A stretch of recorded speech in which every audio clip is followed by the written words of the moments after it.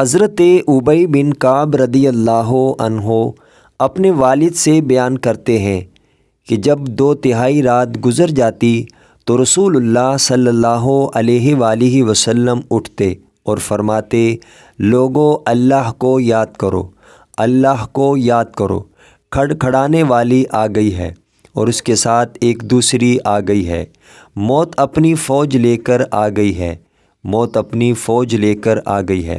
میں نے عرض کیا، اے اللہ کے رسول صلی اللہ علیہ وآلہ وسلم، میں آپ پر بہت درود پڑھا کرتا ہوں، سو اپنے وظیفے میں آپ پر درود پڑھنے کے لیے کتنا وقت مقرر کر لوں؟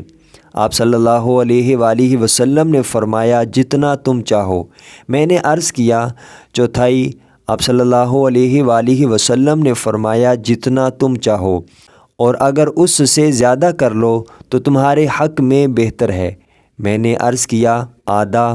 آپ صلی اللہ علیہ وآلہ وسلم نے فرمایا، جتنا تم چاہو، اور اگر اس سے زیادہ کر لو تو تمہارے حق میں بہتر ہے۔ میں نے عرض کیا، 2/3؟ آپ صلی اللہ علیہ وآلہ وسلم نے فرمایا، جتنا تم چاہو، اور اگر اس سے زیادہ کر لو تو تمہارے حق میں بہتر ہے۔ میں نے عرض کیا، وظیفے میں پورا وقت آپ پر درود پڑھا کروں؟ آپ صلی اللہ علیہ وسلم نے فرمایا، تب تو یہ درود تمہارے سب غموں کے لیے کافی ہوگا اور اس سے تمہارے گناہ بخش دیے جائیں گے۔